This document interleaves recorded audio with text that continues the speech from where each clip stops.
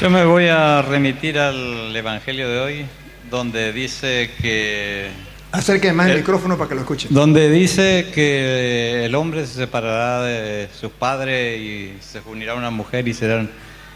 Y que lo que Dios ha unido no lo separe el hombre. Yo quiero saber por qué la iglesia puede anular los matrimonios. Si una vez que está unido, ya lo unió Dios, un sacerdote lo ha unido, nadie tiene el poder para anular ningún matrimonio. Debe saber distinguir una cosa de la otra. Una cosa es el divorcio. Eso no existe en la iglesia. No, yo no estoy hablando de divorcio, yo estoy hablando de anulación, como dicen que se anula el matrimonio. Para mí no existe la anulación del matrimonio. Pues yo sí estoy hablando del divorcio. Y le voy a hablar del divorcio y le voy a hablar de la anulación, para que usted tenga claras las dos cosas. Antes de continuar con el video, hermanos, los invito a apoyar esta obra evangelizadora. Y se preguntarán, ¿cómo puedo hacer eso? Con simplemente suscribirse, dejar su like y compartir este video con sus familiares y amigos. Ustedes están apoyando esta obra de evangelización a través de las redes sociales. Así están aportando su granito de arena en esta obra. Así que comparte este video a tus familiares, amigos. Suscríbete y activa las notificaciones para que te lleguen los demás videos. Así que ve el video completo y disfrútalo. Tengo una preguntita más en cuanto a la diferencia que hay, no sé si usted tiene uno de sus videos, pero yo no los encontré, en cuanto a la autoridad que los pastores dicen que tienen por ser pastores y la diferencia de los sacerdotes. O sea, cómo es el origen de esa autoridad que Cristo da a los pastores y a diferencia de los sacerdotes.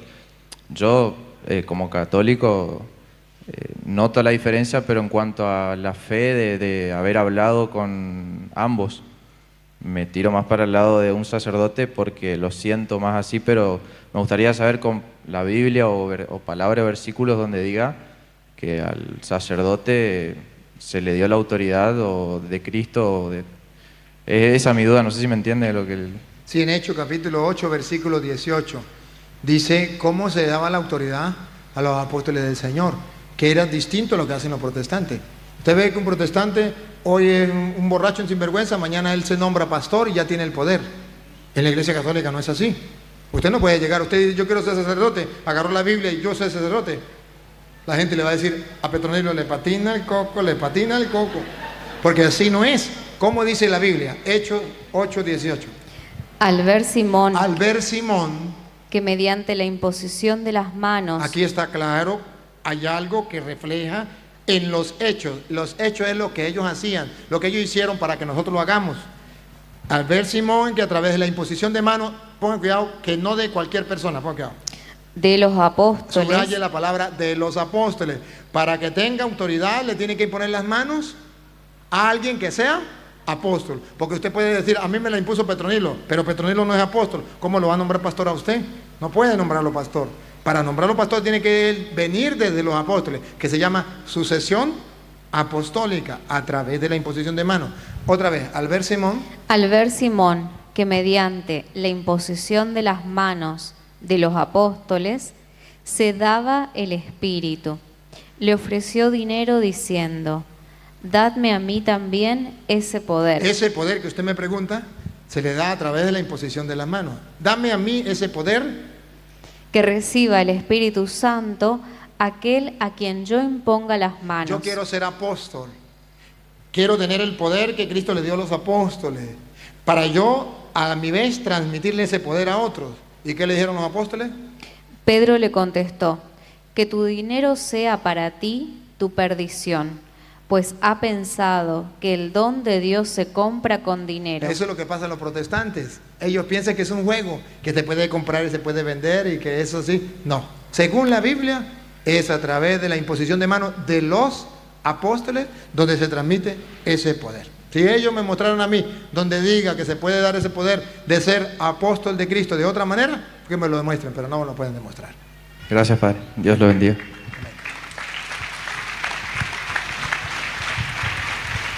Mujer y serán... Y que lo que Dios ha unido no lo separe el hombre. Yo quiero saber por qué la iglesia puede anular los matrimonios. Si una vez que está unido, ya lo unió Dios, un sacerdote lo ha unido, nadie tiene el poder para anular ningún matrimonio. deben saber distinguir una cosa de la otra. Una cosa es el divorcio. Eso no existe en la iglesia. No, yo no estoy hablando de divorcio, yo estoy hablando de anulación, como dicen que se anula el matrimonio. Para mí no existe la anulación del Pues matrimonio. yo sí estoy hablando del divorcio. Y le voy a hablar del divorcio y le voy a hablar de la anulación, para que usted tenga claras las dos cosas. Primero existe la palabra divorcio, que en la iglesia no se admite. El divorcio es que el matrimonio se dio, se realizó con todos los tratos, porque es un contrato. Matrimonio es un contrato, con todos los requisitos del contrato. ¿Están los requisitos del contrato completo? ¿Está firmado? ¿Está sellado? Ese contrato es válido. ¿Faltó algún requisito del contrato? Ese matrimonio lleva una falla. Es nulo porque faltó uno de los requisitos. Por ejemplo, uno de los requisitos para que el matrimonio sea válido es que exista la libertad para casarse.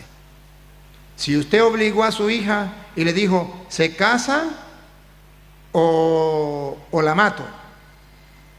Su hija se casa.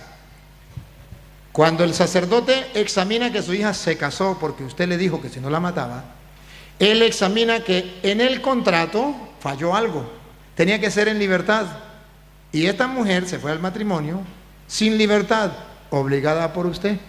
Al fallar este punto del contrato, ese matrimonio ha sido nulo porque cuando se casaron hubo algo que hizo que no existiera el contrato, que fue, usted la obligó.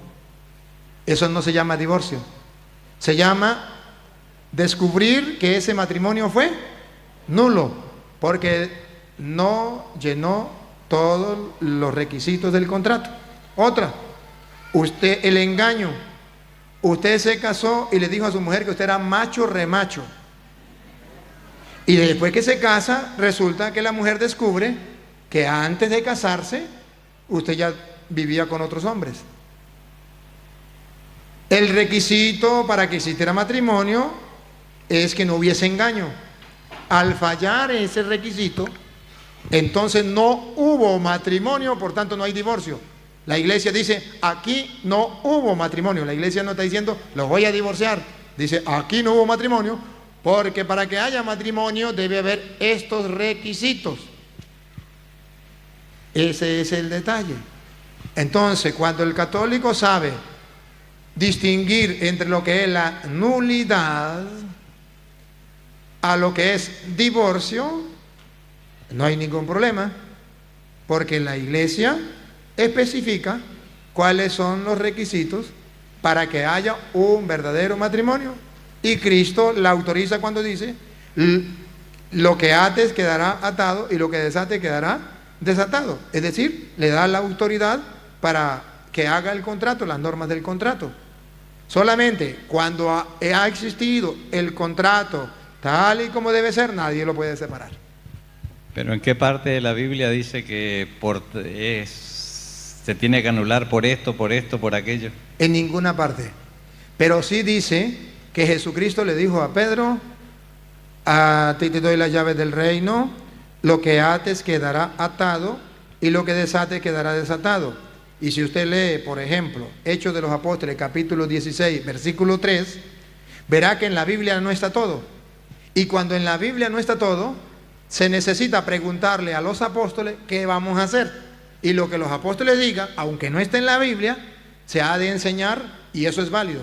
Hechos 16, 3 en adelante. Pablo quería llevarlo consigo. Sí, y lea el 4. Al atravesar las poblaciones les encargaban que observaran las normas Escuche, establecidas. no corra. A este hombre necesita que se le explique muy bien. Otra vez. Al atravesar las poblaciones les encargaban que observaran Encargaban que observaran, no lo que estaba en la Biblia. Pon cuidado, no lo que está en la Biblia, dale. que observaran las normas. Las normas. Esa es la que usted me pregunta. ¿Dónde están esas normas? Esas normas no estaban en la Biblia. Ellos hasta ahora la estaban sacando, estamos hablando del capítulo 15, que fue el concilio de Jerusalén, donde sacaron las normas que no existían en la Biblia sobre lo que era la circuncisión, que tenían que cumplir los judíos, que no tenían que cumplir los que se convertían. Esas normas no estaban en la Biblia. Entonces los apóstoles hacen las normas. Y dice, otra vez, repítalo. Les encargaban que observaran las normas establecidas por los apóstoles. Por los apóstoles. Lo establecieron los apóstoles, son normas, hay que cumplirlas. Pero no están en la Biblia, pero los apóstoles las establecieron. ¿Y qué es lo que garantiza que si lo hicieron los apóstoles es válido? Hechos capítulo 15, versículo 28. Cuando sacan esas normas, hay alguien que lo respalda. Y es como si fueran ellos mismos.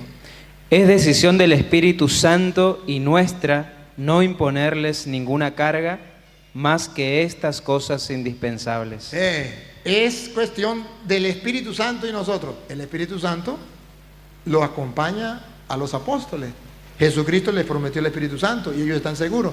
Entonces, estas normas que da la iglesia, nosotros las observamos porque sabemos que son los apóstoles de Cristo que los guía el Espíritu Santo. Y eso se cumple.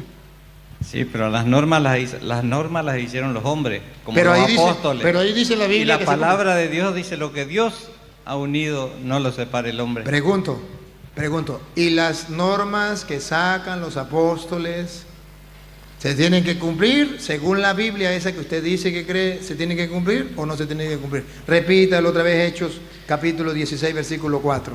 Les encargaban que observaran las normas establecidas por los apóstoles. Siga. Las iglesias se robustecían en la fe y crecían en número cada día. Entonces, cumplían eso. Si usted mirara que las primeras comunidades, Hechos de los Apóstoles, se encontraron con el mismo problema que usted, que en la Biblia no estaban todas las normas. Entonces, alguien tenía que dictar unas normas. Tenían que acudir a los apóstoles.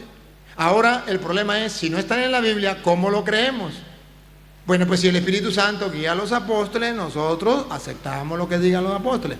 Aquí lo que falta es, en nosotros los católicos, preguntarnos, ¿creemos que la iglesia de Cristo es la iglesia verdadera? ¿Son los apóstoles, la sucesión de los apóstoles viene en la iglesia católica? ¿Son guiados por el Espíritu? Si la respuesta es sí, pues entonces lo aceptamos. Porque la misma pregunta yo le puedo decir a usted. ¿Cómo sabe usted que el Evangelio de San Mateo es palabra de Dios si la Biblia no lo dice? ¿Cómo sabe usted que San Lucas es palabra de Dios si la Biblia no lo dice? O búsqueme un capítulo o versículo donde diga que eso es palabra de Dios. ¿O dónde están las normas que dicen que el matrimonio puede ser anulado por tal cosa? Exacto, eso no lo dice en la Biblia. Cuando no lo dice la Biblia, ¿por qué creemos que el Mateo es palabra de Dios si no lo dice la Biblia? ¿Por qué creemos que San Lucas es palabra de Dios? Porque lo dicen los apóstoles. La iglesia de Cristo lo dice, nosotros lo creemos. Y ahí el detalle. Por eso es cuestión de fe, de creerle o no creerle a la iglesia de Cristo. Los protestantes dicen, no le creemos a la iglesia de Cristo, no le creemos a los católicos. Si no le creyeran, no leerían nunca el Evangelio de San Mateo, San Marcos, San Lucas, pues las cartas de San Pablo, porque fue la iglesia católica quien dijo que esa era palabra de Dios, aunque no está establecido en la Biblia. Gracias, Padre. A la orden, hermano. Bueno, Padre, buenas noches. Buenas noches. Buenas noches, Padre. Buenas noches. Ahí se escucha bien. No tengo cómo formular la pregunta, pero le voy a decir más o menos dónde viene el cuestionamiento. Bueno, acá en la Argentina, como en muchas partes del mundo, seguramente hay, tenemos lo que se llaman ministerios proféticos. En mi ciudad hay uno que se llama Ministerio Profético Filadelfia para las Naciones. Hay muchas, son de los hermanos separados. ¿Mucho qué? Son de los hermanos separados. Hay muchas personas que siguen a ese tipo de culto. En esos cultos, los pastores o las pastoras se dicen tener un espíritu de profecía. Cuando usted nos estaba hablando lo de Ezequiel, a mí me surgió este interrogante también de cómo le podemos hacer ver a nuestros hermanos separados que esos no son profetas, sino que son falsos profetas y que el don de profecía no es Dios me dice que tal cosa te va a pasar, que vas a tener que danzar para el Señor, que vas a tener que, bueno, yo digo así, que hacer tumba carnero en el altar para que... Entonces, nosotros nos encontramos con muchos de esos hermanos que creen ciegamente en las profecías de estos pseudopastores y sobre todo lo que a mí más me entristece es que son personas muy humildes que quizá a veces no tienen formación, muchas veces algunos no tienen la escuela básica, y ciegamente los siguen y están engañados por esta gente que les hacen profecías y las personas estas les creen.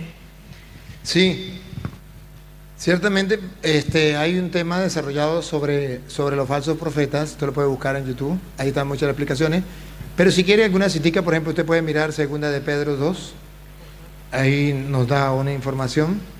2 de Pedro nos habla primero que tenemos que convencernos, los católicos y los protestantes, de algo que no se han convencido los católicos. Háblele usted a los católicos de los falsos profetas. Y ellos dicen, no, a mí me han enseñado que todo el que traiga la Biblia hay que escucharlo porque eso es palabra de Dios. A los católicos todavía no le han enseñado que existen los falsos profetas. Ellos no creen eso. Todo el que venga predicando, por eso ustedes ven que los católicos ven por ejemplo, el enlace, ven los canales de los protestantes, cantan las canciones de los protestantes, todo, porque para ellos no hay falsos profetas, todo es igual, eso es lo mismo, y a veces los sacerdotes caemos en el mismo error. Pero mire como dice 2 de Pedro capítulo 2 versículo 1 en adelante. Hubo también en el pueblo falsos profetas. Hubo también en el pueblo falsos profetas. Como habrá entre vosotros falsos maestros. Como habrá entre vosotros falsos maestros. Eso ha existido, eso existirá. ¿Cómo sabemos nosotros detectar? 1 de Juan, capítulo 4, versículo 1 en adelante. ¿Cómo detectar a esos falsos profetas? Es lo que la Biblia nos enseña y debemos tener cuidado. 1 de Juan, capítulo 4, versículo 1 en adelante. Queridos míos, no crean a todos los que se dicen inspirados. No crean a todos los que se dicen por inspirados. Más bien pongan a prueba su inspiración para ver si procede de Dios. Ahí está la explicación, para ver si procede de Dios. Siga. Porque han aparecido en el mundo muchos falsos profetas. Ahí está, eso no lo saben los católicos. Los católicos piensan que todo el que venga a predicarle con la Biblia, ese ya es un verdadero profeta porque dice, yo vengo a profetizarle. Fácil. ¿Ustedes quieren ver los falsos profetas? Gritaron, enseñaron en el mundo entero que en el año 2000 se acababa el mundo. ¿Se cumplió? Mentira, eso somos testigos todos. Todos somos testigos de eso, pero no se cumplió. Siga. En esto reconocerán al que Dios inspira todo. Espíritu que confiesa que Jesucristo vino en carne mortal, procede de Dios. O sea, el que no cambia la doctrina, el que enseña tal y como es, el que venía enseñando que Jesucristo no vino en carne mortal, sino era un fantasma, está cambiando la doctrina. Ese no viene de Dios. Aquí está mostrando que el que cambie la enseñanza, que cambie la doctrina, es un falso profeta. Siga. Todo espíritu que no confiesa a Jesús no procede de Dios. Aquel que no confiesa a Jesús tal y como se ha enseñado, porque esos falsos profetas de aquel tiempo confesaban a Jesús, pero que no era verdadero, sino era un fantasma. Hablaban de Jesús, pero de forma errada. Eso es falso profeta. Siga. Sino más bien del anticristo. Más bien el anticristo. El que hable de Cristo de una manera distinta a como se ha enseñado es anticristo. Sigue. Oyeron que iba a venir, ahora ya está en el mundo. Ahora ya está en el mundo. Siga. Hijitos míos, ustedes son de Dios y han vencido a estos falsos profetas. Ustedes son de Dios y el que es de Dios es capaz de vencer a esos falsos profetas, de descubrir que están enseñando mentiras. Siga. Porque el que está en ustedes es más poderoso que el que está en el mundo. Por eso los protestantes no pueden hacer nada conmigo. No se dan cuenta que me maldicen y dicen le voy a quitar la máscara. Vamos a ver cuántos vienen aquí a quitarme la máscara. Ellos saben, lo puse por los medios y ahorita lo están viendo en vivo. Estoy en Argentina. ¿En qué lugar es este? Dígale usted dónde estamos. Póngale, dígale. La ciudad de Resistencia en la provincia del Chaco. Y estoy esperando a eso, a ver si son verdaderos profetas, que vengan y me quiten la máscara, para que se den cuenta que no, porque El que me fortalece y me ilumina a mí es más fuerte que el de que lo ilumina a ellos. Repítalo. Hijitos míos, ustedes son de Dios Ustedes son de Dios. y han vencido a esos falsos profetas. Han vencido a esos falsos profetas. Porque el que está en ustedes Porque el que está en nosotros es más poderoso. es más que- poderoso. Si yo tengo el demonio, ¿por qué no vienen y me lo sacan? Porque el que está en mí es más poderoso que el que está en el mundo. que el que está en ellos. Por eso ellos no pueden resistir. Cuando yo les hablo, porque yo no voy solo, yo voy con la fuerza del Espíritu. Ellos no saben que yo antes de enfrentarme a ellos, tengo que llenarme del Espíritu de Dios. ¿Por qué? Porque si no voy con la fuerza de Dios, no puedo hacer nada. Pero voy con la fuerza de Dios, ellos no pueden hacer nada. Sigue. Ellos son del mundo, Ellos son del mundo. Escuche. por eso hablan de cosas mundanas Por eso habla de cosas que el mundo le gusta y el mundo los escucha. y el mundo les escucha. Ahora, oiga lo que viene. Nosotros somos de Dios Nosotros somos de Dios. y quien conoce a Dios Y quien conoce a Dios, sea No se- católico o sea protestante, no se escucha. nos escucha. Quien no es de Dios Que no es de Dios, sea católico o protestante, porque hay gente en la iglesia católica que no es de Dios y le da rabia cuando el Padre Toro le predica la palabra de Dios. ¿Sí? Yo he ido a lugares, por ejemplo, donde la renovación carismática da la orden de que no vaya ni uno a las enseñanzas. Y he ido a otros lugares donde la renovación carismática organiza la actividad para que las personas escuchen la palabra del Señor. El que es de Dios sabe si es de Dios o no es de Dios. Ahora, el que no es de Dios no quiere escuchar. Y ahí, repítalo. Nosotros somos de Dios y quien conoce a Dios nos escucha. Quien no es de Dios no nos escucha. Siga. Así distinguimos Así distinguimos aquí. Así distinguimos el espíritu de la verdad y el espíritu de la mentira. cuál es el verdadero profeta, el que escucha a los verdaderos apóstoles del Señor. Los falsos, los que no los escuchan. Creo que ya me dijeron que hasta esta hora, las otras preguntas las dejamos para mañana. Hay chance, hay tiempo, pero el tiempo se nos cumplió. Antes de irme, debo decirles algo. Quisiera ver un momentico, es que ya se fue mucha gente, pero antes de irme, quisiera ver si hay alguno aquí que estaba con las sectas, era protestante y ha vuelto a la iglesia católica, que levante la mano. Que antes se fue con los protestantes y regresó otra vez a la iglesia católica. Levante la mano. 1, 2, 3, 4, 5. A ver, hagamos una cosita. Acérquese un momentico para acá, estos hermanos que estuvieron con los protestantes y han vuelto a la iglesia, para darles un fuerte aplauso aquí. Vengan, acérquese para acá, un momentico. Con la valentía que Dios le da a los creyentes, pasen para acá. Pónganse aquí. Venga, otro por allí. Había otro, la otra hermana. ¿Habrá otro que haya sido protestante y ha vuelto a la iglesia? Bueno, queridos hermanos, observen ustedes que aquí hay 4 hermanos que estaban engañados y han vuelto a la iglesia. Y esto porque Dios ha ido obrando en su mente y en su corazón a través de su palabra. Nosotros, los que estamos aquí presentes, los que siguen a través de las redes sociales, nos sentimos orgullosos y felices de ustedes que hayan dado ese paso, y que ese paso que ustedes han dado sirva para que otros hermanos que están allí a través de las redes sociales vean que sí se puede, primero, predicarle a los protestantes, y segundo, que los protestantes puedan volver a la iglesia para que haya un solo rebaño bajo un solo pastor, como el Señor lo ha dicho. Un fuerte aplauso para estos hermanos.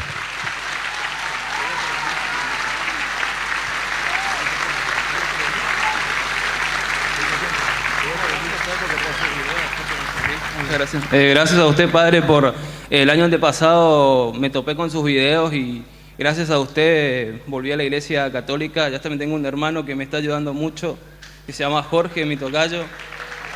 Fue el primero que me atendió cuando regresé a la iglesia católica. Muy bien, gracias Jorge. Y deben existir muchos Jorge que ayuden a otras personas.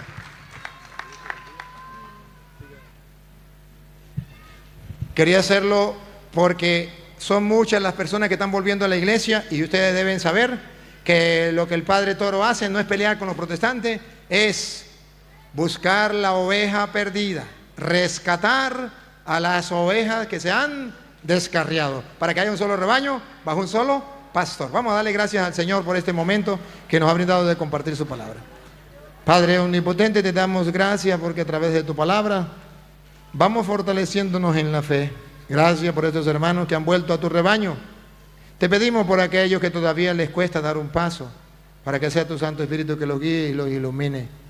Soberano y eterno Señor, gracias porque tú quieres que todos los hombres se salven y lleguen al conocimiento de la verdad.